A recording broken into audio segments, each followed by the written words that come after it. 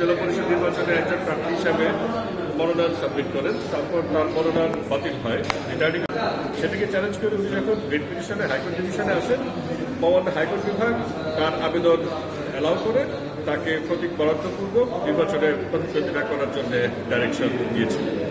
তো সেটাকে চ্যালেঞ্জ করে আমরা নির্বাচন কমিশন, আমি আমার ব্লাডেড ফ্রেন্ড ব্যারিস্টার আশফাক সহ নির্বাচন কমিশনের পক্ষে সিপি দায়ের করে জাজির চেম্বারে শুনানি করি এবং সেখানে আমরা স্টে পাই, অর্থাৎ সেলিম প্রধান নির্বাচন করতে পারবেন না সেই আদেশটা আমরা পাই। এবং সেলিম প্রধান কনভিক্টেড এবং কনভিকশন পিরিয়ডের পরে যে নির্ধারিত সময়, সেই সময় অতিবাহিত না হয় উপজেলা পরিষদ আইনের যে ডিসকোয়ালিফিকেশন, সেই ডিসকোয়ালিফিকেশন দ্বারা উনি বাড়ি করেন। সেই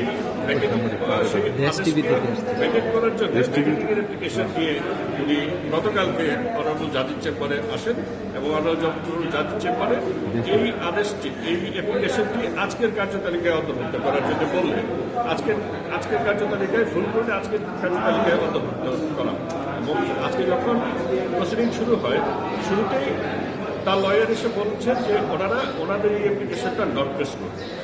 তখন মহামান্য আদালত তাদের ভিউটা এক্সপ্রেস করেন যে এটা আসলে ছেলে খেলা না, এটা যে এক্সারসাইজটা তারা করছেন, যে আপনারা জানেন যে আজকে রিভিউর জন্য দিন শুনানি, তারপরেও তাদের আর্জেন্সি বিবেচনা করে অনারেবল জাজির চেম্বার এটা আজকে ফুল কোর্টে আজকে এটা 8, 5 নম্বর এবং 7 নম্বর আইটেমে লিস্ট করার পরেও ওনারা এসে বলছেন, এখন এসে বলছেন যে ওনারা নন প্রসিডিং।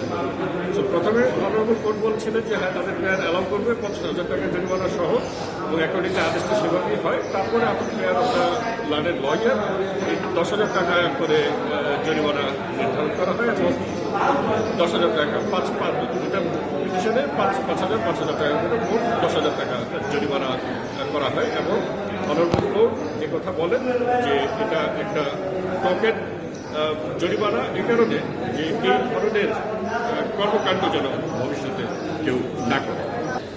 সেলিম প্রধান নামে একজন উপজেলা নির্বাচনের চেয়ারম্যান প্রার্থী, রূপগঞ্জ উপজেলা নারায়ণগঞ্জ।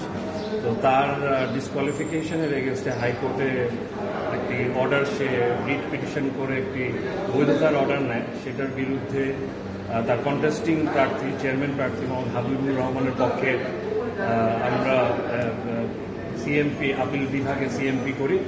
সেখানে আমরা একটা স্ট্যাটাসকো পাই। পরবর্তীতে তারা তাদের প্রেজেন্সে স্ট্যাটাসকো পায়। পরবর্তীতে সেটা আপিল বিভাগ আবার শুনানি করে স্টেতে পরিণত করে। সেটার বিরুদ্ধে তারা ভ্যাকেটিং অর্ডারের জন্য একটা অ্যাপ্লিকেশন করে আপিল বিভাগে চেম্বার জজ আদালতে। সেখানে চেম্বার জজ আদালত ভ্যাকেটিংটা না করে আজকে অনারেবল চিফ জাস্টিসের ফুল বেঞ্চে ফিক্স করে। অনারেবল চিফ জাস্টিসের কোর্টে সিনিয়র অ্যাডভোকেট খুরশেদ আহমেদ খান সহ আমরা অ্যাপিয়ার করেছি মোহাম্মদ হাবিবুর রহমানের পক্ষে। সেখানে তারা আকস্মিকভাবে নন প্রসিকিউট করার জন্য আবেদন করে। সেটাতে কোর্ট খুব রাগান্বিত হয় এবং তারা এটাকে খুব দুঃখ প্রকাশ করে যে হাইয়েস্ট কোর্ট অফ দ্য ল্যান্ডে এরকমভাবে প্র্যাকটিস আসলে হয় না। তাদেরকে আর্জেন্সি দিয়ে তাদেরকে সময় দেওয়া হয়েছে, কিন্তু তারা নন প্রসিকিউশনের আবেদন করে। তো সেখানে সেটা প্রেক্ষিতে তাদেরকে 10,000 টাকা, দুইটা মামলায় পৃথক 2টা মামলায় 5,000 করে 10,000 টাকা ফাইন করা হয়।